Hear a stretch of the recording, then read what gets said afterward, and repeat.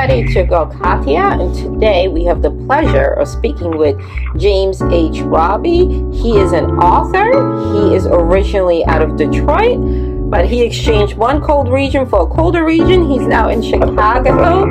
He has, it's a little different. Most people go cold to warm, but he has authored many books, which you can purchase on Amazon.com. He was also in the Air Force, and we're going to talk to him a little bit about his journey, a little bit about himself and his writing career and how he came up with the synopsis for his books. So welcome to the program. James, well, thank you. Happy to be here. Oh, happy to have you. Tell us a little bit, because you have an interesting background. You were in the military. Tell us a little bit about that. Well, like I said, I was born and raised in Detroit. Mom and dad and sister in the house. Dad was a cop for 33 years. Sister was a cop for 20 years. They're both gone now, but my mom and her niece lived in Southfield, which is right outside Detroit. Went to high school and graduated, went to Michigan State. And while I was there, I joined the ROTC program and became an Air Force officer upon graduation. And speaking of cold places, after I did a short tour, I was handpicked to be a recruiter for minority officers for the state of Michigan. But after that, they sent me to the best base they could find, Minot, North Dakota, where it's ridiculously cold. I was there for 4 years, 3 months, 27 days, 17 hours. And after that, I went to do some teaching down in Alabama, which was a little better. Then finished up my career in Colorado Springs doing some Space Command type stuff. Very nice. Sounds exciting. Yeah, but it's not nearly as interesting as it sounds. No, No, that's okay. Listen, you served, and thank you for your service. And, you know what they say, you go where the military sends you. Yeah, you sure do. No one chooses to go to North Dakota. But, while I was there, I made the best, met some good people. And it was while I was there, I really got the idea to start writing. Before that, I had been dabbling in it a bit and doing some, I wrote a fanfic. I'm ashamed to admit. But I finally got serious once I got in the service. It was kind of a love letter to home, yes, baby. A love letter to home, and to keep me sane in a fairly isolated place. That's how I really got started in writing properly. Yeah, okay, so I'm looking at your books, okay? Mm-hmm. And they have a mystery type of thing. Is that due to your character has that in common with the main guy in your book? Has it in common with you that he also has an Air Force background? Was that on purpose or just happened to be organically that way? No, I like to say that Jordan Noble, my main character, is a cooler version of me. He basically has the same background as I did, so I got stuck in North Dakota, and he ended up going to the Defense Intelligence Agency, and that's where his adventure started. It really started. I took a lot of characters I used to write, like my father introduced me to old black and white movies like Humphrey Bogart and Casablanca and the Maltese Falcon, and I liked that kind of character. But once I went to college and I met a group of friends who I'm still running with now, and they are more or less the other characters in the book. I started getting an idea of some identity and some of the things I wanted to present myself and present mainly African American characters, of which there aren't very many in this genre, who's not a sidekick or the ex-thug or the gangbanger with the heart of gold kind of thing. So using that kind of format, I combined those two elements of my life and came up with the UrbanKnights. You're right, there aren't. Other than Alex Cross, do you know what I mean? Right. There is that white guy, which is nothing wrong with that, but, there are nuances that for our representation that just aren't there. No, of course not. So I wanted to fill that hole. And that's a good thing. You touched on something that I think is great. Just looking at our movies, I always try to say is, those stories are part of our history, the gangs and all of that, but that's not all we are. Black people are not monolithic. Exactly. And I'm glad that you are writing. When you go to these book fairs, I'm like, where are the people who write the cookbooks and the people who write mystery and all these other genres? And so I'm really glad that you reached out, and I'm glad that you said that, to write a hero that's intelligent, has a little bit of mystery, because our kids need to know there are Black people that do intelligence work, Exactly. If you can't see it, you can't be it. And, if we keep pressing this image of everyone, and you're right, it is part of our history and part of what happened to us, and there's many reasons why young men go down that path of less than, for lack of a better term, noble pursuits. But we need to also portray people who have fought the odds, and pioneers like the Tuskegee Airmen, and various astronauts and people of science we just kind of forget about. I mean, I since I started writing, I've always held two mantras. One is that if you don't tell your own story, somebody else will. And to empathize that, I just read that they wanted a white person to play Harriet Tubman in this recent movie, because it's like, well, what difference does it make? And so we need to combat that at every opportunity we can. Well, you're right. But this, like you said, is in these places. There isn't, there aren't too many of us. And if we are, we're usually not the person that's making the decision, the go, like we don't put the hammer down. But luckily, there was somebody in that room to say, well, no, that's not going to fly. You know what I mean? No matter how many years ago, it's just, you can't. You know what I mean? This is not the X-Men. You can't interchange people.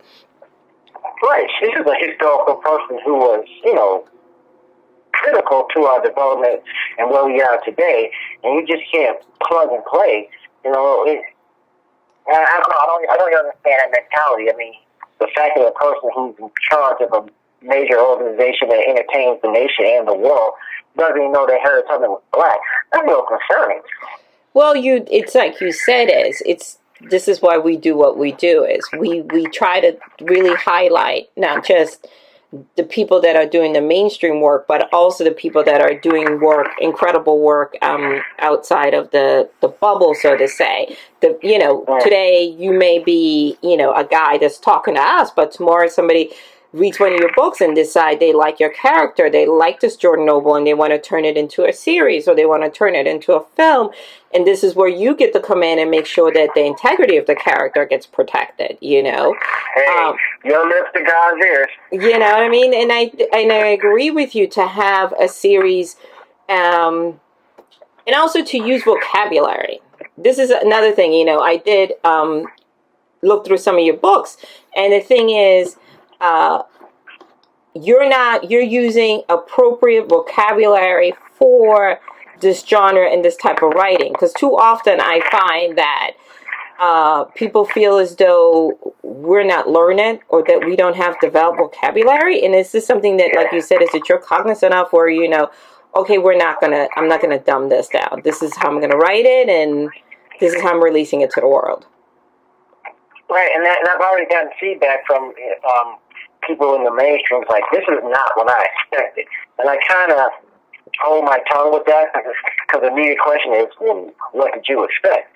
But the fact that they enjoy it, and it speaks to somebody beyond just the fact that, it's about Black people, I appreciate that. I mean, every character is not Black, but the heroes are definitely Black, because it takes place in an environment mostly Black people. I mean, I chose Detroit.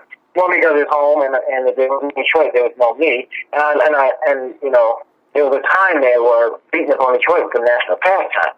So it was like, this is my home. I'm not going to let people talk about it. And the people from my home, they look like me. They're mostly Black folks. There's some demographic changes now, but still the majority of the people there are Black. So if I'm writing a story about Detroit, it only makes sense to the people there are Black. I'm not a Black author. I'm an author who is Black, and I'm not writing things to make a point. I'm writing things from my point of view as I see them, and my point of view won't be the same as a white person's point of view. No, I mean, I think that's fine. That's nothing. I think that's good, because at the end of the day is you're writing it from your point of view, but we live in a world and we don't live in a bubble. You know, we're not Right. living in a world that's predominantly black. Our Right. community may be, but we are out here in the world interacting with everybody, and I think that's really, really great. I also, like I said, is like the fact that you did include Detroit. I mean, I only know one author off the top of my head, and she writes romance novels, and that's Beverly Jenkins, who probably includes Detroit because she's from that area in her writing, in her modern day writing, and even in some of her historical writing. Talk to me a little bit about what is it like out there, you know, just being a black author. Did you go with a publishing house or did you self-publish?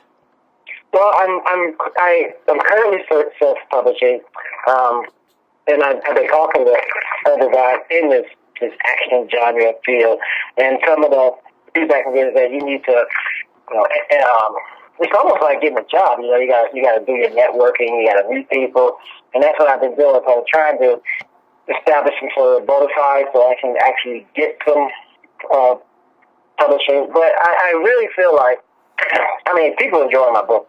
That's really what I want. But it's you know, if somebody knocks on my door and tells me to beat my track, I'm not turning that away either. No. So my objective is not to get paid. My objective is to tell a story. So, you know, it'd be great. I'm looking. I'm out with anybody who hears this.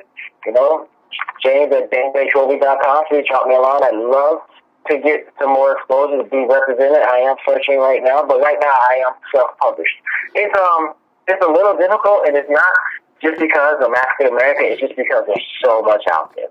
And the strength of my character is that he is fairly unique, and that has gotten me some of the responses that I have because, like you said, people go into this kind of, I don't know this, but it seems to be a trepidation is, I don't know, this is a black author, I don't know how this is going to be, and then it comes out being the same thing as, you know, Tom Clancy and this friend, those kind of writers, and they're kind of like, you know, wow, this guy is pretty good.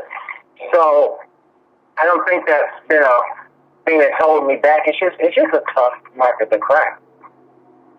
Well, I think we also have to be more welcoming. It's like I said, it's when you do cover book fairs and things like that, there seems to be more of a leaning towards one type of genre. And like I said, I've been to some and I'm like, well, gosh, we don't have anybody that's got a cookbook or, you know, something that we all, you know, you use. And I think you're right. We also have to do a better job. We can't ask other people to support us if we're not opening up the genre ourselves, you know? That is unfortunately true. I mean, I have gone to several, you know, book fairs, and the organizers have been very welcoming, but the audience is just not there. I went to one in Detroit, as a matter of fact, and one of the participants came by. She said, "Is this a romance novel?" I said, "No." She said, "Good, I'll take them all," because I'm so tired of all these romance novels. So, you know, we get into this thing where it's like, you know, the thug with the heart of gold. There's a lot of what they call street lit, and people are reading those, and that's great, you know, more love to them. But, you know, like you said earlier, we have other stories to tell. And she was just happy to see another story to be told and swooped up all my books. I wish I had happened more often, but, you know, unfortunately, you know, we're not supporting each other. And I hate to say that, but I was very happy to reach out to you and see you, and it's like, you know what, I'm gonna reach out to this sister because I can't preach about helping out each other if I don't reach out to her. No, I mean, listen, we have spoken, and I shy away.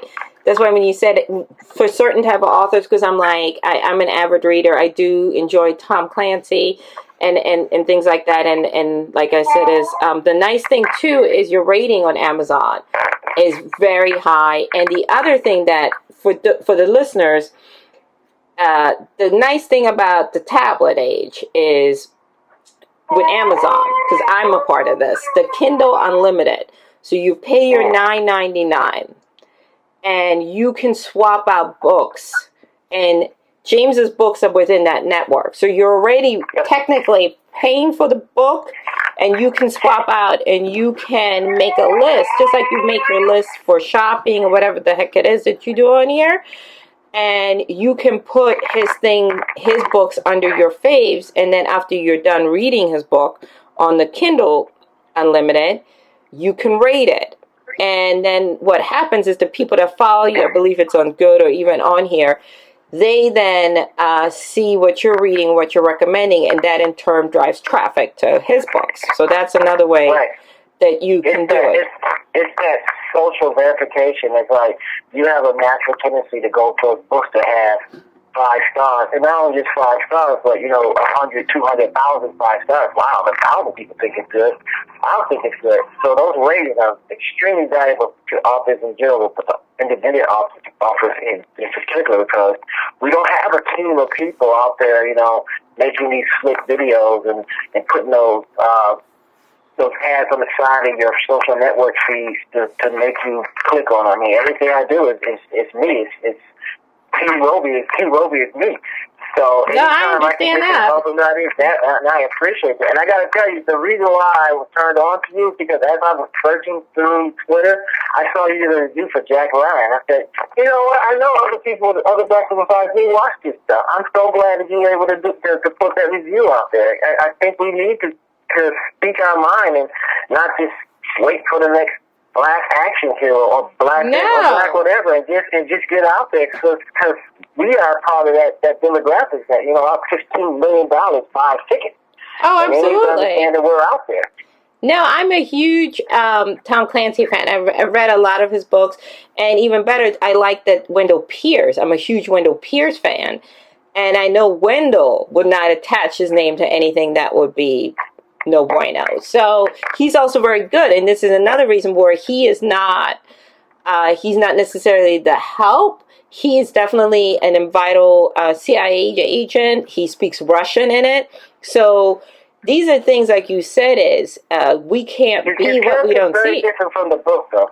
Yeah, and also, like I said, is my issue with Jack Ryan, I felt they got a good start with him, but then they kept hiring actors that are older, and I'm like, he's not that old, and he's also not that cool. He's a guy who considers himself a desk jockey that happens to know the other stuff because part of the job. That's why I said you doing this is really important, because again, for people that don't know, your operatives have to come in all different shapes and colors, because otherwise you can't infiltrate. And in areas such as the Middle East and parts of Africa, where some of this stuff is going on in the world, you can't be white and infiltrate, because those people are not going to let you in, and they're not going to trust you.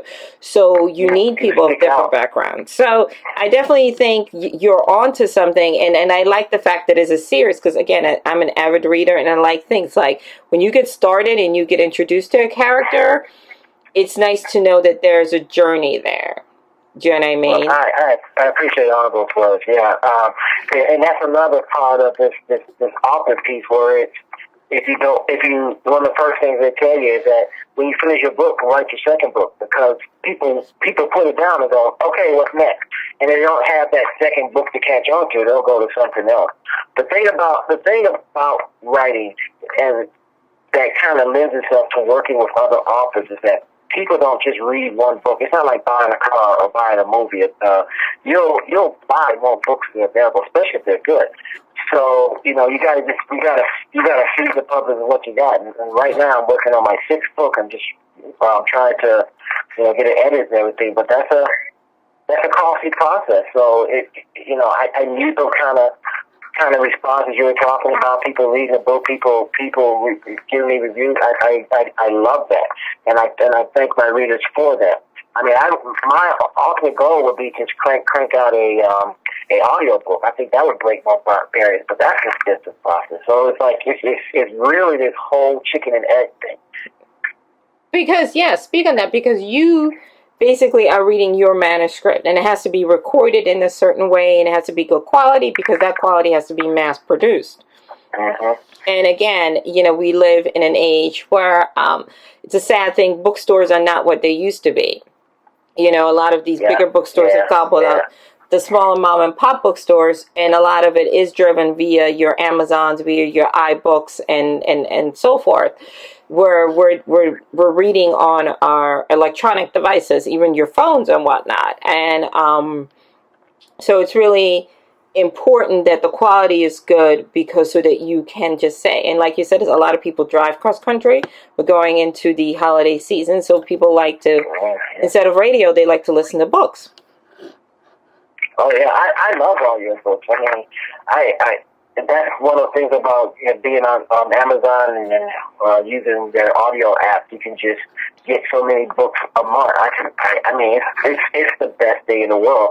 It's also fun, like when you watch a movie and you know it's a book about it. You can get that next time you take a trip. You're reading a book and you can compare and contrast. I mean, the biggest deal I have years and years and years ago, and I'm dating myself, is that I actually read Devil in a Blue Dress before the movie with Denzel Washington came out, and I felt like I was in some sort of insider club or something. But I love to read. I love getting that information, and audiobooks just makes it really easy.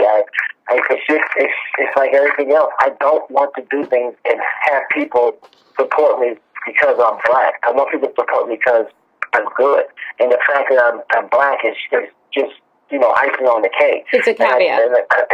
And unfortunately, there are people out there who, their product needs work, and you can't count on being black or being a woman or being, just whatever it is. You got to be good, because there are literally 1,000 books a day created, and that's a lot of people you got to compete with. No, I mean you're 100% correct. I also want to say is if you are interested in Mr. Noble's journey. So it's a series of book, everybody. So you start off with The Random Affair, the UrbanKnights book 1, and then you go on to Black Bear, and then you go on to Pale Horse. Now, he's written other books, but if you, like I said, we were talking about the series, he also has some standalone novels that you want to support. Now, for my OGs who don't like to read anything on the tablet, you can order paperbacks in these. So if you're one of those people, you need to physically hold a book, or you feel as though you don't want to be distracted by your other apps, you can do that directly. You can order it here, and then you also have, I want to make sure we get this right, because we don't want to, because, people don't, we want to make sure that we give out the correct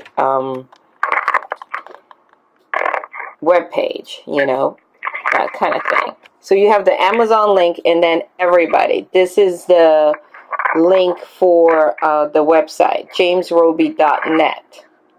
Well, it's James H. Roby. I'm sorry, it's jameshroby.net. So again, so if you want to do that. But again, for those of you that have the Kindle, this is a no-brainer, because you already paid for it, and then you can go and rock out right away, and get these books in there in your in the amount that you can read for the month, or whatever it is that your subscription calls for.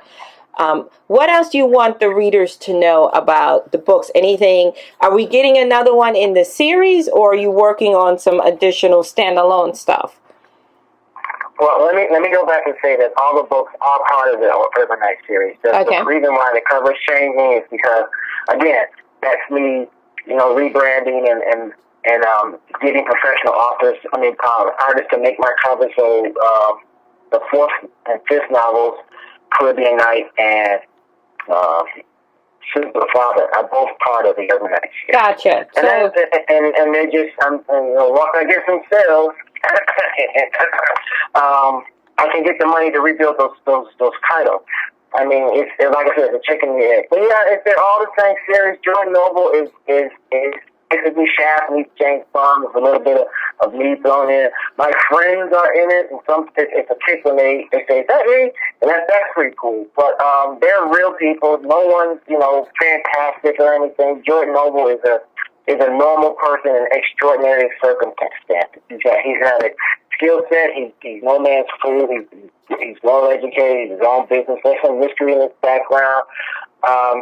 He loves his mama. He's got a secretary that works for him, and one of his best friends is a doctor who also was my best friend. She was a doctor, and I incorporated her into the story. So this is people that are real. They're just in fantastic situations. It's not just for black people. I hope that people who really do see some of themselves or someone they know in it. But it's definitely a book that can, be right next to Brad Thor or something. These are thriller novels that people will enjoy. I really hope that this presentation will. At least, and I thank you for because what they're saying is that if you're paying for Kindle, give it a shot. I mean, how many times have we seen a bad movie and just thrown away, $30, $40 on a weekend to go see a movie? This is free, or 99 cents. You're already paying for it. I mean, you are paying for it, and the thing is, and again, and the nice thing about it is you go in, and like I said, is because I use it. This is how I know how it works. You can go in and you can make your list and say, hey, this is what I'm reading. And then as you finish, just like on iBooks, you give it the rating, right? And everybody that follows you sees that. And then it has never failed, something that I've read where at least one person will go, oh, I read this because I saw you read it. So again, you're already paying for it. Why not give the book a shot? And also with the holidays coming up, we're almost done, young Rachel. With the holidays coming up, because this does come in a paperback for the reader and the family. Put that under the tree. Absolutely. I need to hire you on my marketing team. I mean, hey, a lot of people don't like to go to the store, right? If you have a reader, they like mystery stuff, hit that click, let Amazon do the worry, put that in a bundle, get a nice little bookmarker, and there you go. You're done with this one person. Why make a job out of a job? But like I said, we're going to also put this on the website with the link. Sure, appreciate it. And then, like I said, I have a lot of travel coming up, and, when you're stuck in an airplane, you might as well read. I always tell people, use that time to unwind, because we're getting in that time of year where you're going to be, or if you are in the holidays and you need a break from the family, read the book.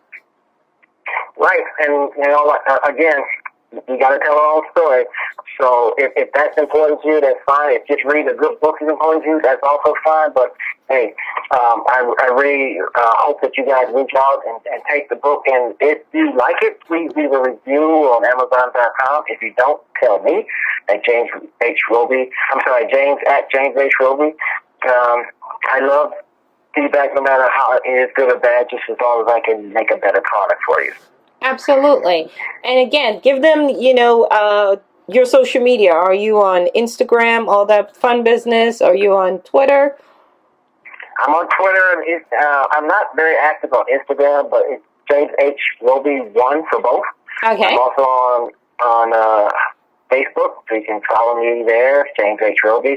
And it's important that you put the H in there because James Roby is also a football player in Australia, so we don't want to get that guy. So James H. Roby is my professional name. Absolutely. So make sure you join the Facebook group, and so you can also, if you enjoy his books, then you can keep up and you can pre-order and all that fun stuff that we do with our favorite authors. James, I want to thank you so much, and thank you for your daughter for letting us have this time. And make sure, again, it's James Henry Roby, James H. Roby on Amazon. Hit that click button. If you have the Kindle subscription, leave a comment. And then, again, don't forget, with the holidays coming up, buy that paperback and put it under the tree for your loved ones, and especially you gentlemen out there. I know you don't like the mall. Here you go. One-stop shopping. You know what I mean? People like my husband are definitely like, yeah, anything but means I don't have to go into a brick and mortar. Well, that's what we're here for. Yes, Amazon is the one-stop shopping for so many things, including your UrbanKnights fix. Thank you so much for all your feedback and assistance in getting the word out. I really appreciate that. This has been a lot of fun. And Rachel's ready for her bath, so yeah, I think I might have to take care of that. That's okay. We understand. Thank you so much. Thank you, ma'am. Have a great night. Hey, everybody, thanks a lot. You're welcome. Bye-bye.